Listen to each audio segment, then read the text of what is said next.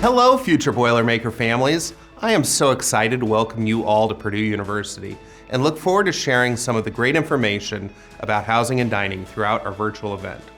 My name is John Ekman, and I'm the Assistant Vice Provost for Student Life for University Residences and Dining and Culinary. I want to give you a quick glance at the state of our on-campus housing. Our high demand for living on campus continues. We have around 17,000 beds available for the 25-26 school year and expect to fill them all. We continue to have the lowest housing rates amongst our peers in the Big Ten, even with a modest 3.5% increase for next fall.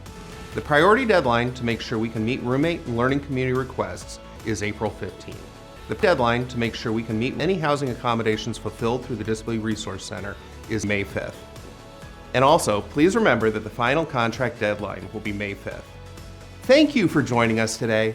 We look forward to welcoming you in the fall. Boiler up. Hello, my name is Mark Royer. I'm the Director of Administration. My area oversees all the housing assignments and contracts for university residences at both Indianapolis and West Lafayette locations. For our newly admitted students, we have opened our new student housing portal process. This is where students have the ability to log in to the housing portal and provide preferences and complete and sign their housing application. We do have a priority deadline date of April 15th. This is to ensure requested roommates or learning community choices are met. We do have a deadline date of May 5th. This is to ensure accommodations through the Disability Resource Center. Our housing application is set to close on May 5th. All applications will need to be in by this time to ensure your housing for next fall. For those students who fail to meet this deadline, a wait list will be made available, but does not guarantee housing. This year, most of our space is being held for our first-year students in our more traditional style residence hall locations, along with some apartment style living options. Speaking of those preferences, each student, when they are completing their housing application, will see the table on the right, indicating what room type preferences they are seeking, including our apartments, doubles, triples, quad, occupant spaces, as well as our suites and single room spaces at your particular location. Each student will provide their rankings of their preferences. This does not guarantee you will receive the exact room type, but allows the system and our housing assignments team the ability to understand what bed type you are most interested in. This year at the West Lafayette location, we will be adding our newest addition, 3rd and West. It is an apartment-style living building that we are very excited about and looking forward to the opportunity to open this fall. This map and a list of residence halls and apartments provides you an overview of our locations settled in for this fall. All locations are within walking distance to dining court locations and our academic side of campus. At our Indianapolis location, we offer 2 housing options, North Residence Hall, which provides a traditional residence hall experience, and Lux on Capitol, offering apartment-style living with amenities like a fitness center, lounges, study spaces, and an enhanced outdoor living area. Lux on Capitol is conveniently located near our Purdue and Indianapolis campus with easy access to a variety of nearby opportunities. If you'd like to take a tour of our student life areas, including stops at North Hall and Lux on Capitol, please pick up a self-guided tour brochure. These are available at the Admissions Office in Innovation Hall and at the Student Life Office in the Engineering Technology Building. So how do we assign over 18,000 students between both locations? Our returner students have already assigned themselves through the reapplication process. The first-year student assignments are completed through an automated system, and it's looking at accommodations through the Disability Resource Center, academic priorities including our learning communities, and also personal preferences including our room type, roommate request, roommate matching profile. So many items to filter through to get every student in a bed for this fall semester. Our housing portal is the one-stop place for students to sign their housing application, reapplication, make meal plan changes, sign up for summer school housing, and request a room change during allocated times. Please make yourself familiar with this website, as this will be your go-to place from a housing and dining standpoint. Once assignments have been completed by our automated system that I mentioned previously, new student housing notifications will be sent out in mid-July. Students will be sent an email and they will be able to view their assignment in the housing portal. As a reminder, the housing contract is a legally binding contract that the student has signed and is responsible for. They will have up until May 5th to cancel their housing contract without penalty. Any student who signs after May 5th will have 72 hours to cancel their housing contract. Once the contract is binding, there will be fees assessed to any cancellation. Thank you again for your time. We look forward to seeing you soon and working together to make this a fantastic year for our new Boilermakers. And remember to complete that housing application. Well, hello, everybody. My name is Krista Becerra, and I get to be the Director of Residential Life at Purdue University.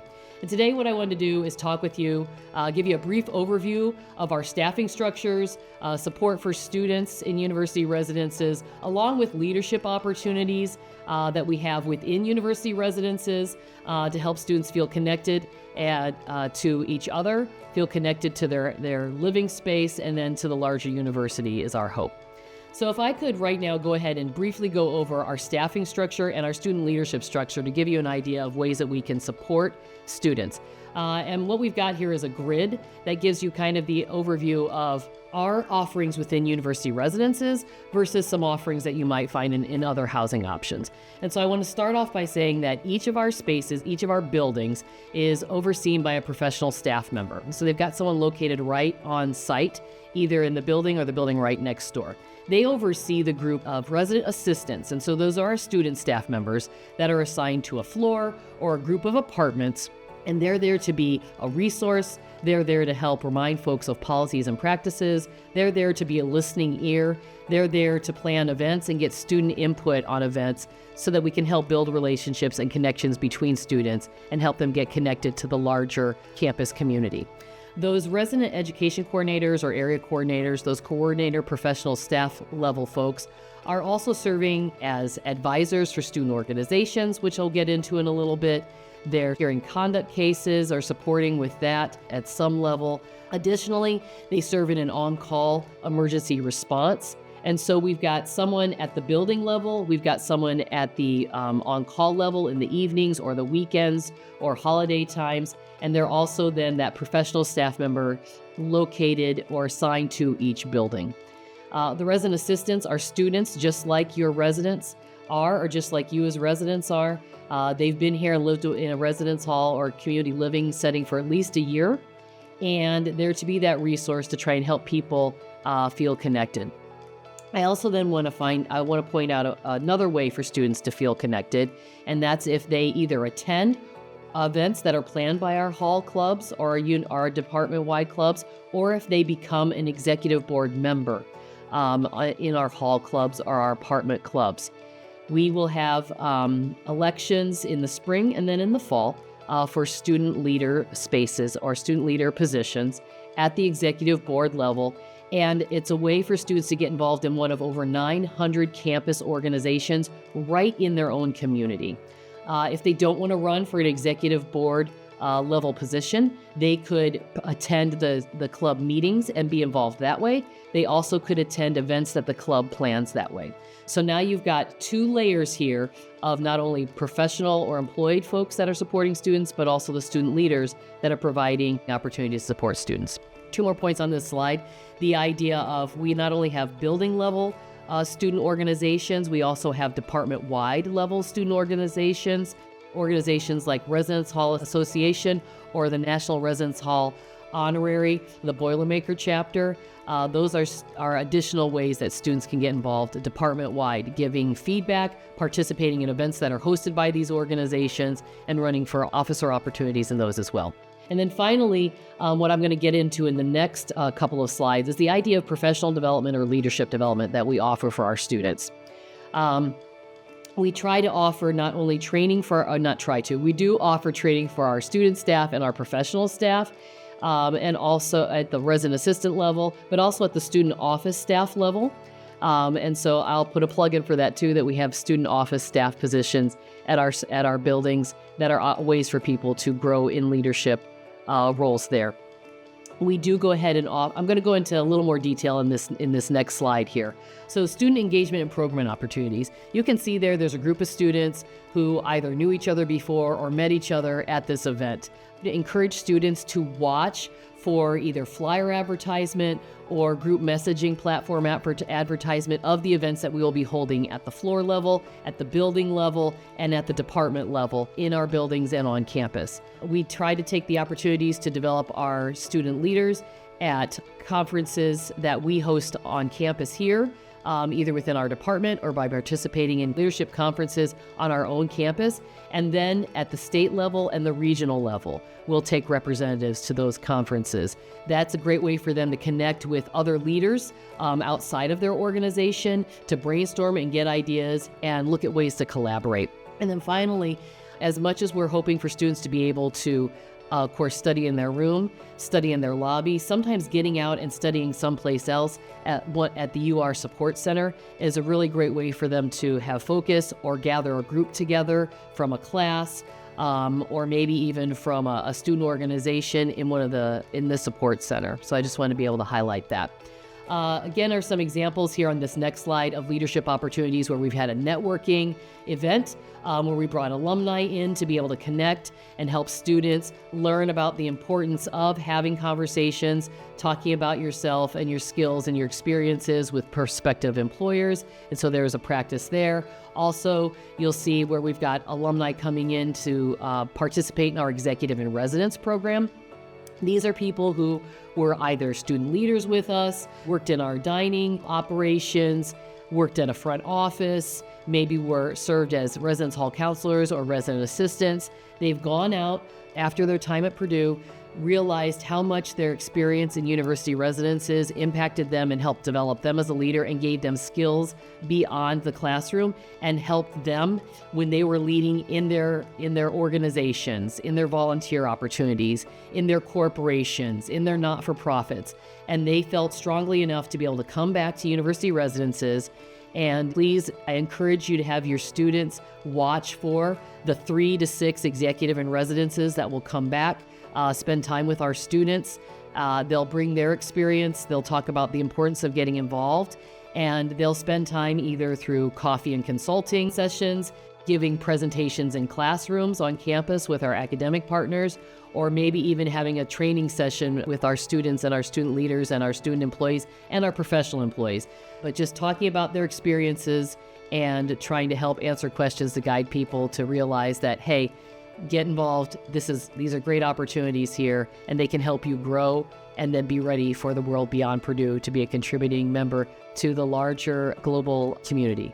So thanks so much for spending time with us today. If you do have any questions about specific questions, our chatbot on the University Residences website can help answer some of those specific questions that I may not have been able to cover here today. Thanks so much. Hello, I'm Dr. Brian Austin, and I'm here to talk to you about learning communities. What is a learning community? A learning community is an opportunity for students to learn together. Students in learning communities take courses together, they live on the same floor together, and they do activities outside of the classroom with their faculty members and their instructors. To get into a learning community, we ask that you apply by the April 15th priority deadline. This allows us to place your student into their learning community and ensure that those courses are on the student's schedule so that they meet with their advisor. The advisor can see those courses. If your student is not able to fill out a learning community application by the April 15th deadline, we do review those applications until the end of June, and we will place students accordingly. To get application access, your student will need to fill out that housing application first and have that completed. So please make sure that they fill out that housing contract first, and then we'll check out the student's learning community application. Learning communities are more than just a one-time thing. We spend a lot of time working with those faculty members and instructors to make sure that all those events make sense, that they're connected, that they're integrated, and that they serve your students to the best of our ability. Some of these events go out of the state, they connect with campus partners, other folks within the West Lafayette community, and many of them are involved. So these things take a lot of planning.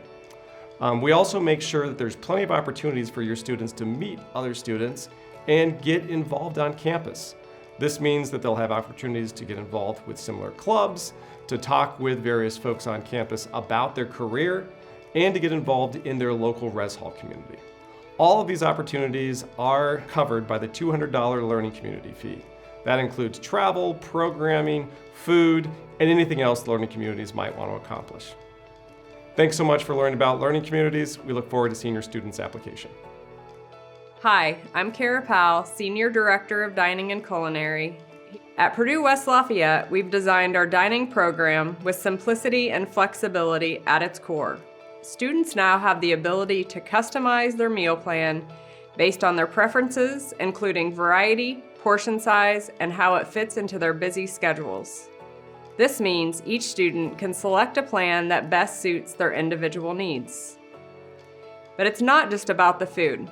The dining experience is central to building community and engagement within our residential life. It's a space where students come together, support one another, and build meaningful connections. This sense of community is key to student well-being and success, and by fostering it, we're helping students grow both academically and personally. Our meal plans will include meal swipes and dining dollars. Meal swipes can be used at any residential dining location, while dining dollars are accepted at any campus retail location. Students will have more flexibility with their meal plans, whether it's in terms of portion size, value, or time of day. Purdue Dining labels all food items with information on the top 9 allergens, plus gluten and coconut, to help students with food allergies make informed choices. Allergens, vegan, and vegetarian options are coded with icons that can be seen on our mobile app, which is available for download. Contact our registered dietitian at allergicboiler@purdue.edu for more information regarding food allergies or dietary needs. For more details, visit our dining webpage and download the app today. Purdue students in Indianapolis will have a meal plan provided through the IU Indianapolis. If you live in North Hall, the all-access 7-day plan is automatically applied, giving unlimited access to tower dining with meal swipes on the Crimson Card. Students living in Lux apartments, off-campus, or commuting can also choose an elective meal plan. We look forward to seeing your Boilermaker this fall. Hello, my name is Zach Hiscox. I am the Residential Accommodations Coordinator for University Residences. University Residences and Purdue Dining and Culinary collaborate with the Disability Resource Center, also known as the DRC, on housing and dining accommodations for students. Housing accommodation requests and documentation for incoming students should be submitted to the DRC through their website. The website can be found at purdue.edu/DRC. Requests submitted to their website after this date will be considered but are subject to space availability. In the event that reasonable accommodations cannot be immediately satisfied due to housing availability, the student's approved accommodation will be given priority over other housing requests.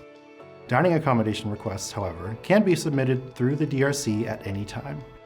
Each student's housing or dining accommodation request will be individually reviewed by the DRC through an interactive process. Please let us know if you have any questions, and we're excited to welcome you this fall. Hello everyone, thank you for joining us to learn more about university residences and dining at Purdue. My name is Kim Lanou. I'm the Associate Director for Guest Relations and Recruiting for University Residences. The staff in my office at the Alumni and Guest Center provide tours of our residence hall showrooms and dining courts. So when you're thinking about moving to college, what to bring is often a question. So we've gathered a list of items recommended by our students and our tour staff that are available for purchase on Amazon. You can find that list on our What to Bring page on the University Residences webpage or by scanning this QR code. If you have additional questions, you can contact our Central Assignments team at 765-494-1000. You can also email us at housing@purdue.edu, or you can find more information on our website with our chatbot at housing.purdue.edu. And we always want to remind students to please check your @Purdue email often for updates. For those of you watching the video, helpful QR codes are listed here to take you directly to our housing and our dining resources. This is such an exciting time. Congratulations. We look forward to seeing you on campus and answering any questions you have. Boiler up!